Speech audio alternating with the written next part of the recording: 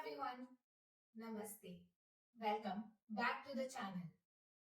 आज की वीडियो है उनके लिए जिनकी पार्टनरशिप फर्म है या एलएलपी है। जुलाई में जो बजट आया था उसने इंट्रोड्यूस करा था सेक्शन 194T और ये एप्लीकेबल होगा फ्रॉम 1 अप्रैल 2025। मतलब नेक्स्ट मंथ से ये सेक्शन एप्लीकेबल है क्या इस सेक्शन में? अभी तक जब फर्म्स अपने पार्टनर को salary, bonus, commission, remuneration etcetera देती थी तब टीडीएस डिडक्ट नहीं करती थी। बट नेक्स्ट मंथ से फर्म को टीडीएस डिडक्ट करना होगा 10% जब वो पे करते हैं सैलरी, रेम्यूनरेशन, बोनस, कमीशन या इंटरेस्ट पार्टनर को 20,000 से ज्यादा पर partner in a financial year. इसे हम समझते हैं एग्जाम्पल के थ्रू। इसमें कुछ चीजें नोट करनी है। ये जो 20,000 की लिमिट है ये कैलकुलेट करेंगे आप salary, commission, bonus, remuneration, interest सबको मिलाकर। ऐसा नहीं बोला उन्होंने कि सैलरी के लिए अलग से 20,000 की लिमिट है, बोनस के लिए अलग से 20,000। सबको मिलाकर 20,000 से अगर ज्यादा फर्म पे करती है पर पार्टनर को in a financial year. Second point, अगर फर्म पे करती है 20,000 से ज्यादा पार्टनर को सैलरी, रेम्यूनरेशन एक्सेट्रा तो टीडीएस एप्लीकेबल होगा एंटायर अमाउंट पर। फॉर एग्जाम्पल, एक फर्म है जिसके 3 पार्टनर्स हैं, partner A, partner B and partner C. Partner A को फर्म पे करती है salary 27,000 in a financial year. TDS applicable होगा क्योंकि फर्म ने पे करा है मोर देन 20,000। तो इस केस में फर्म को डिडक्ट करना होगा TDS 27,000 into 10%, that is 2,700 rupees। और डिडक्ट करने के बाद 24,300 पे कर देंगे पार्टनर ए को और 2,700 डिपॉजिट कर देंगे विद गवर्नमेंट।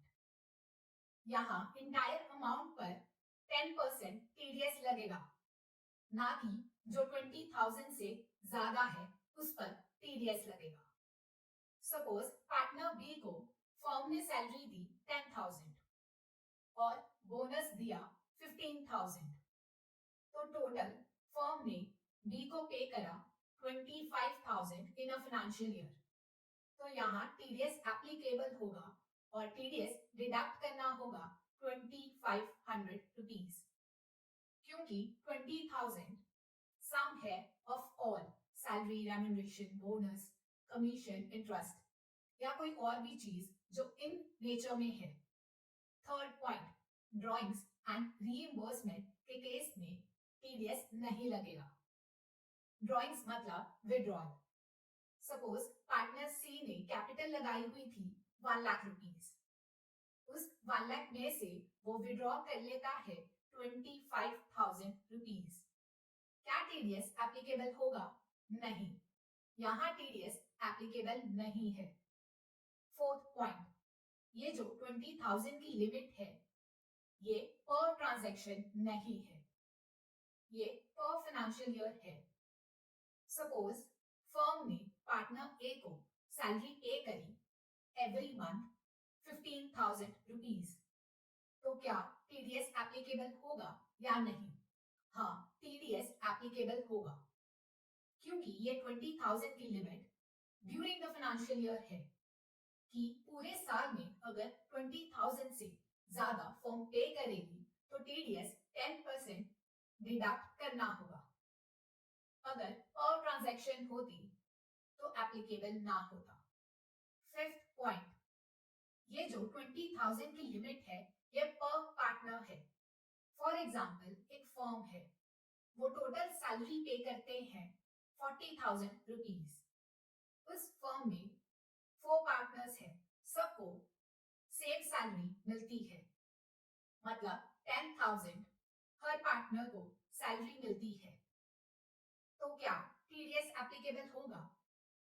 नहीं, क्योंकि फर्म ने 40,000 सैलरी दी है सब पार्टनर्स को इंक्लूड करके। फर्म ने पर पार्टनर 20,000 रुपीज से ज्यादा नहीं दिया, इसलिए टीडीएस नहीं लगेगा। पहले लोग लास्ट में डिसाइड करते थे कि वो फर्म से कितनी salary, bonus, interest, commission etcetera लेंगे, बट अब से उन्हें पहले ही डिसाइड करना होगा कि कितनी सैलरी, कमीशन एक्सेट्रा वो लेंगे फर्म से। जिन चीजों पर पहले टीडीएस नहीं लगता था, गवर्नमेंट ट्राई कर रही है कि उन चीजों को भी टीडीएस के अंडर लेके आने की। अगर आप चाहते हैं कि मैं और कवर करूं इनकम टैक्स, तो आप प्लीज नीचे कमेंट करें income tax. Thank you for watching. If you like this video, give it a thumbs up and subscribe to this channel. If you have any doubt, comment down below. See you soon.